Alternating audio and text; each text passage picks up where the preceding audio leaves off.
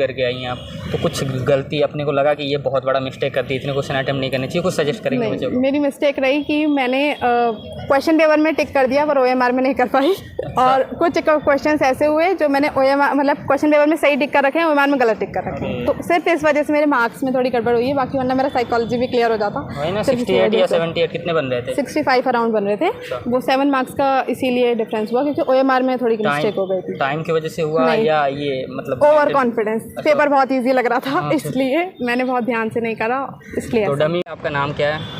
युसरा फातिमा। और कौन से कोर्स में आप? BA geography honours. BA honours geography में। ये इसमें 4-5 कोर्स होता है, रैंक वाइज आपको जो मतलब होता है उस तरीके से मिलता है। तो इस बार ज्योग्राफी की कटअप ज़्यादा गई है, सोशियोलॉजी की, साइकोलॉजी की? साइकोलॉजी कटअप सबसे ज़्यादा है, फिर सोशियोलॉजी की, फिर ज्योग्राफी की। अच्छा, आप किसको प्रेफरेंस दी थी?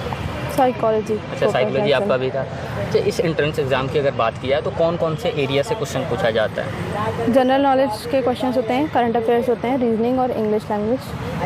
तो जनरल नॉलेज में मतलब सोशल साइंस के सारे सब्जेक्ट्स होते हैं और नॉर्मल आपके साइंस के भी थोड़े बहुत क्वेश्चन आ सकते हैं। करंट अफेयर्स में ये कि अप टू डेट रहो करंट अफेयर्स में जो भी चला हो लास्ट 3 to 4 मंथ्स का। इंग्लिश में नॉर्मल एंटोनियम सिनोनियम ज़्यादा होते हैं। रीजनिंग भी बेसिक होती है, कुछ ज़्यादा हार्ड लेवल की होती है, नॉर्मल मॉडरेट लेवल की। सिलेबस में देता है कि जनरल नॉलेज होगा, करंट अफेयर होगा, या इंग्लिश होगी, रीजनिंग होगी, ये सारी चीज़ें होती है। बस ये इतना छोटा सा कर देते हैं, 4 सेक्शन में बांट देते हैं। तो उसके बाद वो कितनी डिटेलिंग में हमको करनी पड़ती है, ये आपके लिए इंपॉर्टेंट है ना।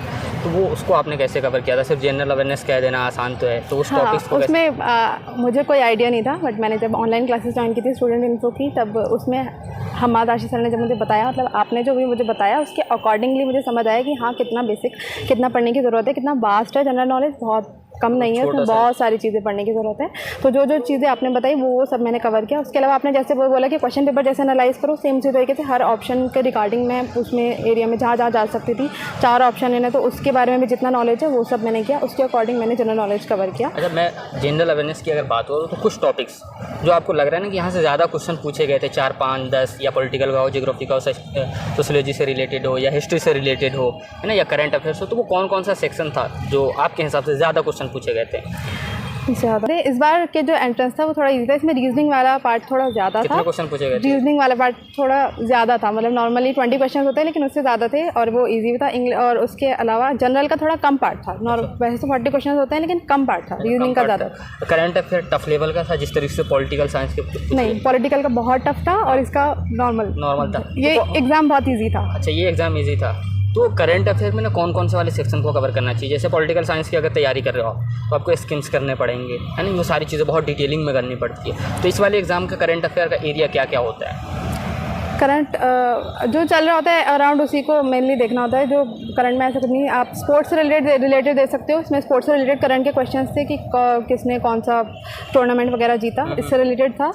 और उसके अलावा क्वेश्चंस स्पोर्ट्स से रिलेटेड ही मुझे अभी याद है कि स्पोर्ट्स से रिलेटेड ही पूछा गया हुआ था। अच्छा, आप जो लोग बच्चे मतलब जो बच्चे तैयारी कर रहे हैं इस कोर्स के लिए, उनके लिए आपका क्या सजेशन होगा? उन्हें कौन कौन सी चीज़ों को रख के ध्यान में तैयारी करनी चाहिए? पहले तो आपको एक गाइडेंस की, टीचर की ज़रूरत है फॉर श्योर। आप कोई भी कोचिंग या किसी भी उसमें ज्वाइन करो, उससे आपको आइडिया मिलेगा। फिर आप क्वेश्चन पेपर को एनालाइज करो, जितना अच्छे से आप क्वेश्चन पेपर एनालाइज करोगे उतना आपको समझ आएगा कि हाँ मुझे क्या चीज़ कवर अप करनी है। और सिर्फ इंग्लिश और रीजनिंग के लिए सिर्फ अपने कोर्स के नहीं देखने, आप दूसरे कोर्सेज़ के भी इंग्लिश और रीजनिंग के लिए ज़रूर देखो। और लूसेंट की बुक है, आप उसको कवर करो। उसमें भी ये नहीं कि आपको सारा पढ़ना है, question according to question paper पढ़ना है कि इतना आ रहा है तो ये चीज़ पढ़नी है। और इंग्लिश के लिए एंटोनियम और सिनोनियम्स के लिए आप जितने हो सके उतने क्वेश्चन करो। और उसके अलावा जितनी प्रैक्टिस करोगे, जितने बार आपने क्वेश्चन किए होंगे, उतना आपको याद रहेगा कि हाँ इसका यही ऑप्शन है। आप ऑप्शंस में कंफ्यूज नहीं होंगे। अच्छा, PYQs आपने बोला कि प्रीवियस ईयर एनालिसिस करो, तो वो कैसे करना है आपके हिसाब से?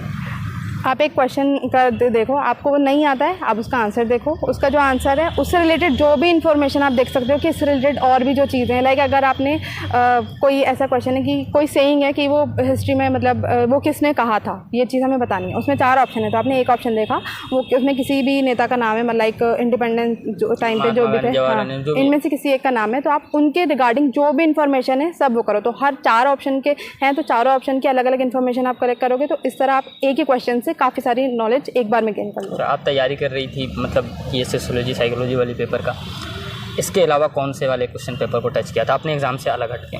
एग्ज़ाम से हट के मैंने पॉलिटिकल साइंस का किया था, इकोनॉमिक्स ऑनर्स का किया था, और और मैंने B.Ed का किया था। अच्छा, तो इससे क्या फ़ायदा हुआ आपको इस एग्ज़ाम में? इससे मुझे एंटोनियम और सिनोनियम में फ़ायदा हुआ जो नॉर्मली मुझे नहीं पता होते। मतलब अगर हम खाली अपना मैं करती तो उससे एंटोनियम और सिनोनियम जो इंग्लिश के आने वो नहीं पता होता कि हाँ ये वाले आने ये हो जाएंगे। तो अगर आपने कवर कर रखे एंटोनियम सिनोनियम से ज़्यादा PYQ से और भी उससे उसमें आपको ईजी हो जाएगा। कोई बुक सजेस्ट करना चाहेंगे? यूसेंट की बुक, और इंग्लिश के लिए आप कर सकते हैं अरिहंत की। और ऐसा मतलब वो भी पूरी पढ़ने की ज़रूरत नहीं है, अराउंड जितना आपको क्वेश्चन पेपर के अकॉर्डिंग कि जितना आना है उसके अकॉर्डिंग पढ़ना है, और वैसे आप कोई गाइडेंस वेबसाइट सजेस्ट करना चाहेंगे? टेक्स्ट बुक के जो MCQ टेक्स्ट बुक के मॉक टेस्ट हैं वो बहुत अच्छे हैं, वो मैंने बहुत सारे लगाए थे, तो वो इससे भी काफ़ी इजी होता है। उसके अलावा आप student info online classes join कर सकते हो, इसमें आपको बहुत बेनिफिट होगा, सारी गाइडेंस मिलेगी आपको। PYQs भी मिल जाएंगे, PYQs के लिए आपको इधर उधर नहीं जाना पड़ेगा, और उसके जो इन्फॉर्मेशन मतलब जो चाहिए आपको PDFs वगैरह वो भी आपको मिल जाएगी। ओके, तो इसके अलावा मैं स्टूडेंट इन्फो से हट के अगर बात करूँ तो कौन से ऐसे चैनल है जहाँ से हम करंट अफेयर हो या GK GS वाला पोर्शन हो जिसको हम कवर कर सकते हैं? अड्डा 24/7 है CUET के लिए, उस पर करंट अफेयर्स अच्छे हैं, इसके इंग्लिश भी अच्छे हैं। मैंने इंग्लिश भी वहाँ से थोड़ी बहुत कवर की थी।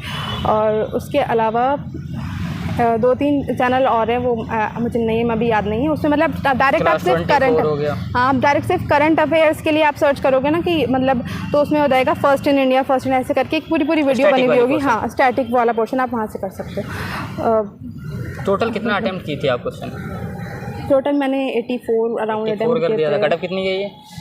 कट ऑफ 58 अराउंड गई है। 50 अराउंड गई है, 84 अटेम्प्ट करके आई है। 58 गई है, 84 अटेम्प्ट करके आई हैं आप।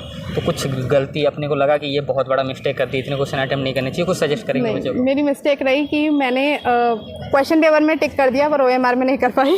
और कुछ क्वेश्चन ऐसे हुए जो मैंने OMR मतलब क्वेश्चन पेपर में सही टिक कर रखे हैं, OMR में गलत टिक कर रखे हैं, तो सिर्फ इस वजह से मेरे मार्क्स में थोड़ी गड़बड़ हुई है। बाकी वरना मेरा साइकोलॉजी भी क्लियर हो जाता। 68 या 78 कितने बन रहे थे? 65 अराउंड बन रहे थे। वो 7 मार्क्स का इसीलिए डिफरेंस हुआ क्योंकि OMR में थोड़ी मिस्टेक हो गई थी। टाइम की वजह से हुआ या ये मतलब ओवर कॉन्फिडेंस? पेपर बहुत इजी लग रहा था, इसलिए मैंने बहुत ध्यान से नहीं करा, इसलिए। तो डमी OMR सीट पे प्रैक्टिस नहीं था आपका? किया था पर इतना ज़्यादा नहीं था जितना होना चाहिए था। अच्छा, तो वैसे क्या सजेस्ट करेंगे बच्चों को? उनको डमी पे करके आना चाहिए या टाइम मैनेजमेंट या कॉन्फिडेंस लेवल को डाउन नहीं होने देना, बूस्ट नहीं होने देना, क्या कहना चाहेंगे? क्वेश्चन पेपर देख के ना तो बहुत ज़्यादा खुश हो ना बहुत ज़्यादा डाउन हो। अगर वो डिफिकल्ट है तो वो सबके लिए डिफिकल्ट है, अगर वो ईजी है तो वो सबके लिए ईजी है। तो ऐसा नहीं सोचो कि तुम्हें ही आता है, सबको आता होगा। कट ऑफ नॉर्मल मतलब सब, अगर तुम्हारा अच्छा गया तो बाकी का भी अच्छा ही जाएगा। और जितना ज़्यादा OMR पे प्रैक्टिस पहले से कर सकते हो उतना अच्छा है। टाइम मैनेजमेंट भी पहले से करके चलो। वैसे तो इस बार टाइम मैनेजमेंट की कोई प्रॉब्लम नहीं हुई थी, लेकिन वो डिपेंड करता है कि पेपर कैसा आता है। इस बार पेपर इजी था इसलिए टाइम की कोई प्रॉब्लम नहीं हुई, लेकिन अगर आप पेपर डिफिकल्ट आता है तो टाइम मैनेज करना ज़रूरी है। Last 2 suggest? Practice and practice, बस। Thank you.